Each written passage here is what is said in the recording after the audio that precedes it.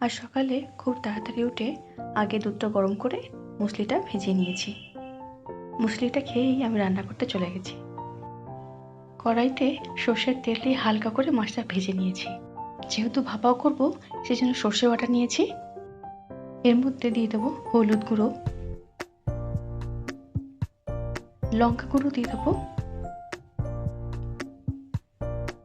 লবণ দিয়ে দেবো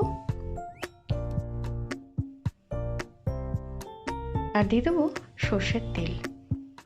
এই তেলটা না মাছ ভাজার তেল। এই তেল দিয়ে ইলিশ ভাপা করলে অপূর্ব খেতে হয়, কেননা মাছের তেলটা পুরোটা পাওয়া গেছে। কিছুটা রেখে দিয়েছি, কিছুটা করেছি। আর এই যে মাছগুলোকে মধ্যে ভালো করে আমি সমস্ত কিছু মশলা মাখিয়ে নেব। এরকমভাবে ভাপা ইলিশ করলে না অপূর্ব খেতে হয়। তবে কিন্তু মাছটাকে হালকা করে ভাজতে হবে, একেবারে হালকা করে ভাজতে হবে। সমস্ত মাছের গায়ে ভালো করে সর্ষে বাটাটা মাখিয়ে নেব। আর কিছুটা সর্ষে ছিল আর যে তেলটা ছিল না ওর মধ্যে ঢেলে দেবো। ভালো করে আমি কষিয়ে নেব। শুধু সর্ষে বাটাই আমি দিয়েছি। সামান্য লবণ দিয়ে সর্ষে বাটাটা আমি বেটে রেখে দিয়েছিলাম। আর তার মধ্যে তো লবণ, হলুদ, লঙ্কার গুঁড়ো সব দিয়েছি। এবার ভালো করে আমি কষিয়ে নেব। এবারে মিক্সারের বাটি ধোয়া জল কিছুটা ছিল যেটা এর মধ্যে দিয়ে দেবো।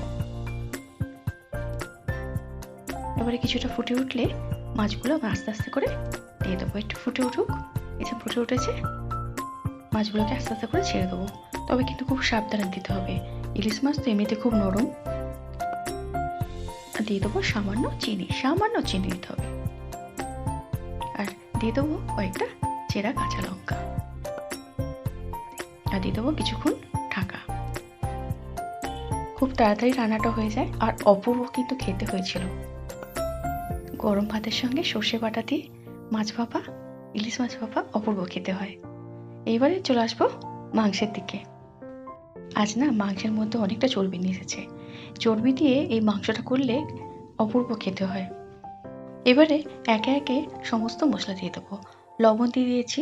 এবার দিয়ে দেবো হলুদ গুঁড়ো, দিয়ে দেবো ধনে গুঁড়ো, জিরে গুঁড়ো দিয়ে দেবো, আর শুকনো লঙ্কা, তেজপাতা আর কয়েকটা দারচিনি, লবঙ্গ, এলাচ। লঙ্কার গুঁড়ো দিয়ে দেবো আর দিয়ে দেবো কাশ্মীরি লাল লঙ্কার গুঁড়ো রঙের জন্য। এবারে আগে থেকে আমি কিছুটা গরম তেল বানিয়ে রেখে দিয়েছিলাম। এই গরম তেলটা এর মধ্যে দিয়ে দিতে হবে। আর রেয়াজি খাসি তো এমনিতেই স্বাদ বাড়িয়ে দেয়। দিয়ে দিলাম আদা আর দিয়ে দেবো পেঁয়াজ বাটা। কিছুটা পেঁয়াজ বাটা আমি রেখে দিয়েছিলাম, এবারে দিয়ে দিলাম। এবারে দিয়ে দেবো আদা বাটা দিয়ে দিলাম। এবার রসুন বাটা দিয়ে দিয়েছি। সমস্ত কিছু মশলাকে এবারে ভালো করে মাংসের মধ্যে মাখিয়ে নিতে হবে, সুন্দর করে মাখিয়ে নিতে হবে। আর এটা বেশিক্ষণ রাখলে না অপূর্ব খেতে হয়। এই মাংসটা একবার এরকমভাবে বানিয়ে দেখবেন, খুব ভালো লাগবে। আর অনেকটা চর্বি দিয়েছে তো, চর্বিটা আমি এখন দেবো না, চর্বিটা আমি কিছুক্ষণ পরে দেবো। এই চর্বিটা আছে না মাংস করতে করতে আমি দেবো না, পরে দেবো। ওই জন্য সাইডে সরিয়ে রেখে দিয়েছি। এবারে ভালো করে আমি মাখিয়ে বেশিক্ষণ না, 15 মিনিট বা আধ ঘন্টা রাখলে যথেষ্ট। বেশিক্ষণ না, আধ ঘন্টার মতো রাখলেই হবে। আর এই যে তেলটা গরম হয়ে গেছে, এবারে দিয়ে দেবো বড় বড় সাইজের আলু। এবারে এই মাংসে না আলু না দিলে আমার ভালো লাগে না। খাসির মাংসে একটু আলু হবে, ভালো লাগবে। এবার আলুর মধ্যে সামান্য দিয়ে দেবো লবণ। আলুটাকে লাল লাল করে ভেজে নেব। আমি এখন হলুদ দেবো না, এমনি ভেজে নেব। আর এই যে আলুটা ভাজা হয়ে গেছে, এবার আমি তুলে নেব। এবারে কড়াইতের মধ্যে যে তেলটা ছিল ওর মধ্যে দিয়ে দেবো জিরে, শুধু জিরে দেবো। আর দুটো বড় সাইজের পেঁয়াজ আমি ঝিরি করে কেটে রেখে দিয়েছিলাম, সেটা আমি এর মধ্যে দিয়ে দিলাম। এবারে ভালো করে আমি ভেজে নেব। এবারে একে একে আমি সমস্ত মশলা বাটাগুলো দিয়ে দেবো। দিয়ে দিলাম রসুন বাটা। এবার একটু একটু ভাজা ভাজা হোক। এবার দিয়ে দেবো আদা বাটা, লবণ দিয়ে দেবো। আগে তো ম্যারিনেট করে রেখে দিয়েছি, তবু এর মধ্যে আমি কষানোর সময় ফের দেবো এগুলো। এবারে দিয়ে দিলাম অল্প করে টমেটো বাটা। এবারে ভালো করে মাখানো হয়ে গেছে, কষানো হয়ে গেছে, আর এই যে মাংসটা পুরো ঢেলে দেবো এর মধ্যে। এবারে কষানোর পালা, ভালো করে কিন্তু কষাতে হবে। আর এই চর্বিটা আছে না, আর চর্বিটা আমি এখন দেবো না, ওটা পরে দেবো। এই চর্বিটা পরে দেওয়াতে রান্নার স্বাদটা অপূর্ব হয়। একবার এইরকমভাবে করে দেখবে, খুব সুন্দর খেতে হবে। এই যে গল্প করতে করতে আমার কাকু এসে গেছে, চা দিয়েছি, মা আর কাকু গল্প করছে আর আমি এদিকে রান্না করছি। আর এই যে কাকু এসে গেছে, চা দিয়ে দিয়েছি। আর মাংসটা কিন্তু ভালো করে কিন্তু কষাতে হবে। যত কিন্তু খাসির মাংস কষানো হবে তত কিন্তু খেতে সুন্দর হবে। আর এই চর্বিটা আমি আগে তুলে রেখে দিয়েছিলাম, এইবারে দিয়ে দেবো চর্বিটা। এখন চর্বিটা দিলে মাংসর স্বাদটা অপূর্ব খেতে হয়। এইরকমভাবে একবার বানিয়ে দেখবে। আর আগে থেকে আমি যে টক দইটা ফাটিয়ে রেখে দিয়েছিলাম, এটা এর মধ্যে দিয়ে দিলাম।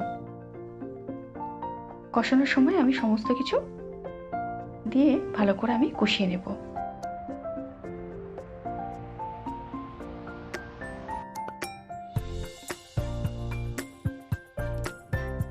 এবারে দিয়ে দেবো ভেজে রাখা আলুটা।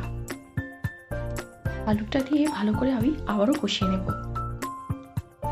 এবারে খাসির মাংস যত কষানো হবে তত সুন্দর খেতে হবে।